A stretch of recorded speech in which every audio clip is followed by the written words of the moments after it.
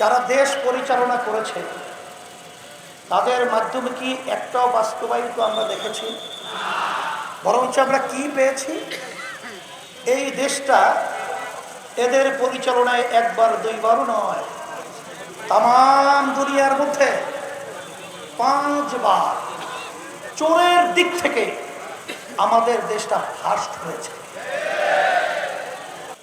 সেই নীতি আদর্শ নিয়ে যখন আমরা ঘোষণা করেছি ইসলামের পক্ষে একটা বাক্স, এবং যারা নাকি দেশপ্রেমিক রয়েছেন তাদের সকলকে নিয়ে আমরা এই দেশ করার লক্ষ্যে আমরা সবাই ঐক্যবদ্ধভাবে আমরা কার্যক্রম পরিচালনা করব, তখন আমরা কি দেখতে পাই? এক শ্রেণীর স্বার্থান্বেষী ভাব, জাতির ইতিহাস আমাদের সামনে পরিষ্কার।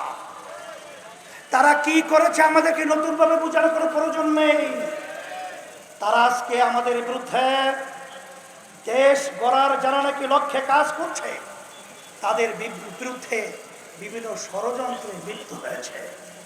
কিন্তু আমার মন বলছে 5ই আগস্ট খুনি এবং ফ্যাসিস্ট গুমি টাকা পাচারকারী হাসিনা বুঝতেও পারে নাই তার দেশ ছেড়ে পালাতে হবে, ভাত পাক করেও খেয়ে যেতে পারে নাই।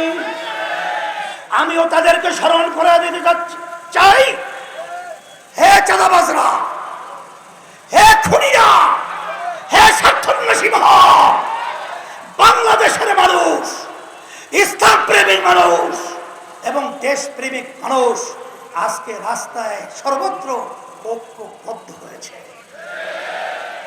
এদের তোরে, এদের আওয়াজে আজকে আল্লাহর রহমতে আপনাদের দোয়ায় এই চাঁদাবাজ খুনি টাকা পাচারকারীদেরকে বঙ্গোপসাগরে নিক্ষেপ করতে হবে।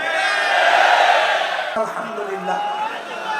খুলনা 2 মুফতি আমানুল্লাহ, তাকে আমরা এমপি প্রার্থী সম্ভব সামনে আসো আর সবাই বলে আলহামদুলিল্লাহ। খুলনা 3 হাফেজ মাওলানা অধ্যক্ষ আব্দুল আউয়াল, নায়েবে আমির ইসলামী আন্দোলন বাংলাদেশ, তাকে আমরা ইসলামের পক্ষে হাত পাকা প্রতীক দিয়ে আপনাদের কাছে আমানত হিসেবে রেখে দেওয়া। খুলনা 4 না হাফেজ মাওলানা অধ্যক্ষ ইউনুস আহমেদ, মহাসচিব ইসলামী আন্দোলন বাংলাদেশ, আপনাদের একটা সন্তান হাত পাকা প্রতীক শান্তি দিয়ে আপনাদের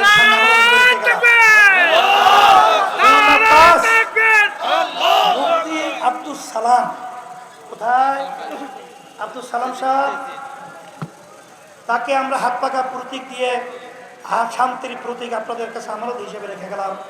সম্ভাব্য প্রার্থী হিসেবে আমরা ঘোষণা করছি আল্লাহ রাব্বুল আলামিন ইসলাম মানবতার কল্যাণ দেশের জন্য আল্লাহ কবুল। হ্যাঁ 6 রয়েছে, ও খুলনা 6 কই?